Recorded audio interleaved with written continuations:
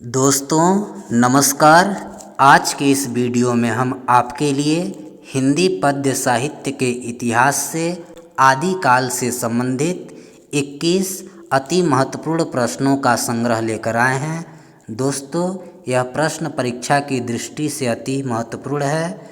यहाँ से प्रश्न परीक्षा में अवश्य पूछे जाते हैं। तो चलिए दोस्तों प्रारंभ करते हैं। आप वीडियो में अंत तक बने रहिएगा। सबसे पहला प्रश्न, आदिकाल को और किस नाम से जाना जाता है? उत्तर मध्यकाल, श्रृंगार काल, वीरगाथा काल, अलंकृत काल। तो दोस्तों इसका सही उत्तर होगा ग, वीरगाथा काल। आदिकाल को वीरगाथा काल के नाम से भी जाना जाता है। आदिकाल को वीरगाथा काल क्यों कहा जाता है? आदिकाल की जितने भी रचनाएं थी वह वीरगाथात्मक होती थी, इसीलिए आदिकाल को वीरगाथा काल भी कहा जाता है, याद रखिएगा। अगला प्रश्न, आदिकाल की रचना है प्रिय प्रवास, विनय पत्रिका, नखशिख, पृथ्वीराज रासो। तो दोस्तों इसका सही उत्तर होगा घ, पृथ्वीराज रासो आदिकाल की रचना है। और पृथ्वीराज रासो के रचनाकार हैं चंद बरदाई, याद रखिएगा चंद बरदाई। यह पृथ्वीराज रासो के रचनाकार हैं और पृथ्वीराज रासो हिंदी का प्रथम महाकाव्य भी माना जाता है, याद रखें। अगला प्रश्न, हिंदी के प्रथम कवि माने जाते हैं सरहपा, कविगंग, अमीर खुसरो, आलम। तो दोस्तों हिंदी के प्रथम कवि सरहपा माने जाते हैं, याद रखिएगा हिंदी के प्रथम कवि सरहपा। अगला प्रश्न, पृथ्वीराज रासो की विधा है। यहाँ पर पृथ्वीराज रासो की विधा पूछ रहा है। कहानी, नाटक, उपन्यास, महाकाव्य। तो दोस्तों पृथ्वीराज रासो की विधा महाकाव्य है और पृथ्वीराज रासो हिंदी का प्रथम महाकाव्य माना जाता है तथा इसके रचनाकार चंद बरदाई जी हैं। अगला प्रश्न, आदिकाल की विशेषता नहीं है, आदिकाल की प्रवृत्ति नहीं है। कौन सी प्रवृत्ति आदिकाल की नहीं है? आश्रयदाता राजाओं की प्रशंसा, ये तो है। वीर रस की प्रधानता, ये भी है।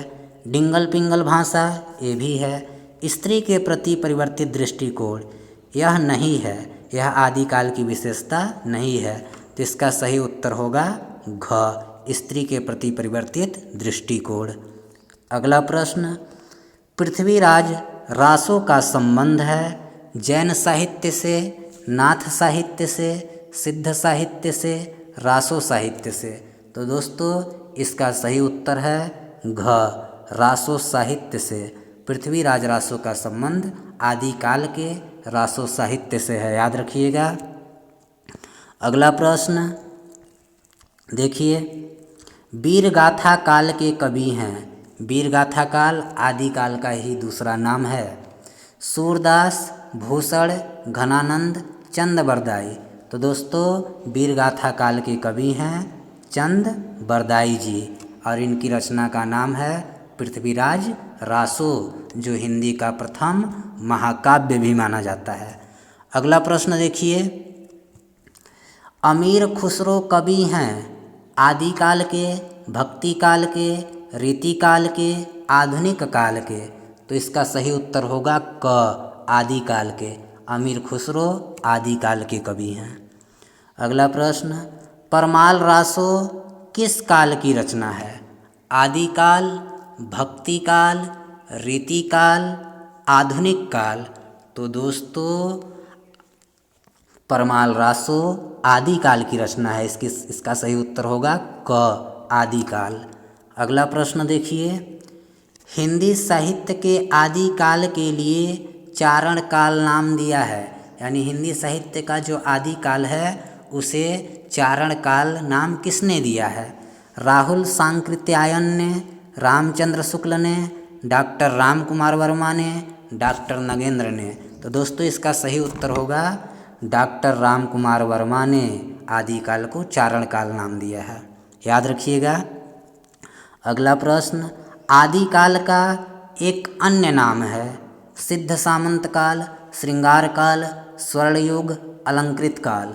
तो दोस्तों आदिकाल का एक अन्य नाम सिद्ध सामंत काल है और आदिकाल को सिद्ध सामंत काल राहुल सांकृत्यायन ने कहा है। याद रखिएगा।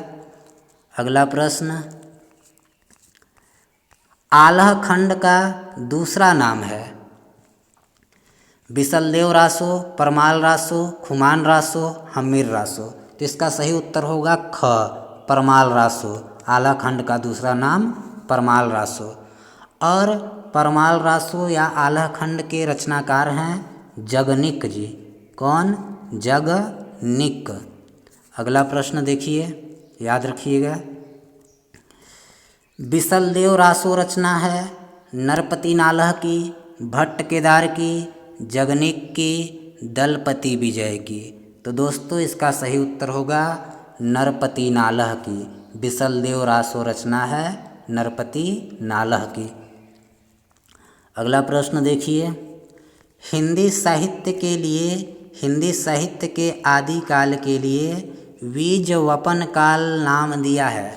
जो हिंदी साहित्य का आदिकाल है उसे बीजवपन काल नाम किसने दिया है?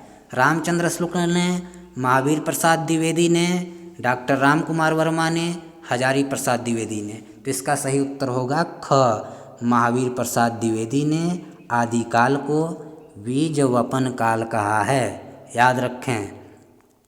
अगला प्रश्न, सरहपा की रचना है दोहा कोश, श्रावकाचर, जयचंद्र प्रकाश, भरतेश्वर बाहुबली रासो। तो दोस्तों सरहपा आदिकाल के कवि हैं और इनकी रचना का नाम दोहा कोश है। याद रखिएगा। अगला प्रश्न, जयचंद्र प्रकाश किसकी रचना है? जयचंद्र प्रकाश के रचनाकार कौन हैं? नरपति नालह, भट्ट केदार, दलपति विजय, जगनिक। तो इसका सही उत्तर होगा ख, भट्ट केदार। जयचंद्र प्रकाश के रचनाकार भट्ट केदार जी हैं। अगला प्रश्न देखिए, हिंदी का प्रथम महाकाव्य है, अभी ऊपर आया था, आप बता पाते हैं कि नहीं? हिंदी का प्रथम महाकाव्य है खुमार रासो, साहित्य लहरी, कामायनी, पृथ्वीराज रासो। इसका सही उत्तर होगा घ, पृथ्वीराज रासो हिंदी का प्रथम महाकाव्य है और इसके रचनाकार चंद बरदाई जी हैं। अगला प्रश्न देखिए, रामचंद्र शुक्ल ने जिस काल को वीरगाथा काल कहा है उसे आदिकाल किसने कहा है?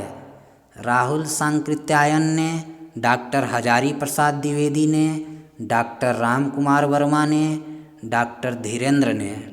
तो दोस्तों रामचंद्र शुक्ल ने जिस काल को वीरगाथा काल कहा है उसे आदिकाल हजारी प्रसाद द्विवेदी ने कहा है।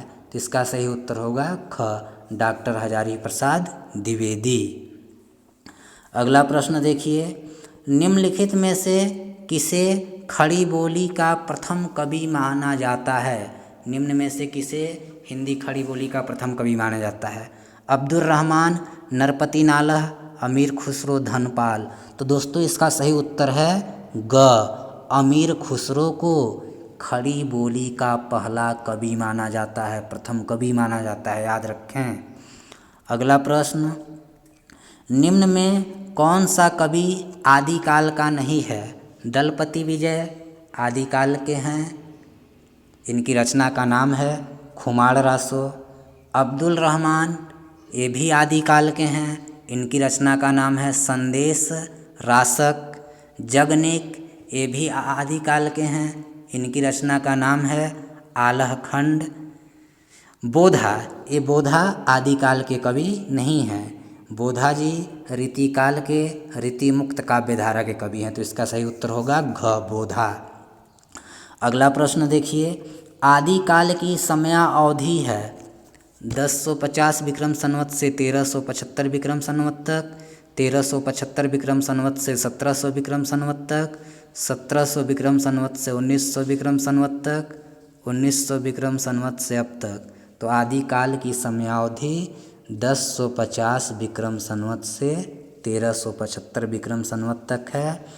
फिर ये 1375 विक्रम संवत से 1700 विक्रम संवत तक भक्ति काल हो जाता है और 1700 विक्रम संवत से 1900 विक्रम संवत तक रीतिकाल और 1900 विक्रम संवत से अब तक आज तक आधुनिक काल। तो दोस्तों वीडियो पसंद आया होगा तो वीडियो को लाइक कर दीजिएगा, चैनल को सब्सक्राइब कीजिएगा, साथ ही बेल आइकन को प्रेस कर दीजिएगा ताकि नोटिफिकेशन सबसे पहले आप तक पहुंच सके। दोस्तों वीडियो देखने के लिए आप सभी का बहुत बहुत धन्यवाद।